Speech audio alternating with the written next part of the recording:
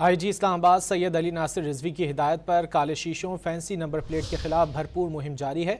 Chief traffic officer captain retired Hamza Humayun का कहना है कि ट्रैफिक कवानीन की खिलाफ वर्जी पर 45 गाड़ियां बंद की गईं, 560 गाड़ियों और मोटरसाइकिलों को चालान टिकट जारी किए गए। तर्जुमान इस्लामाबाद पुलिस के मुताबिक इस्लामाबाद में ट्रैफिक पुलिस के 18 नाके लगाए गए। काले शीशों fancy number plate one way की खिलाफ वर्जी पर बिला तफरीक कार्रवाइयाँ जारी हैं।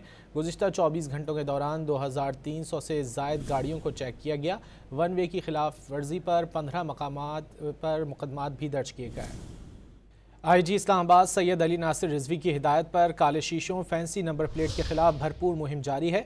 Chief traffic officer captain retired Hamza Humayun का कहना है कि ट्रैफिक कवानीन की खिलाफ वर्जी पर 45 गाड़ियां बंद की गईं, 560 गाड़ियों और मोटरसाइकिलों को चालान टिकट जारी किए गए।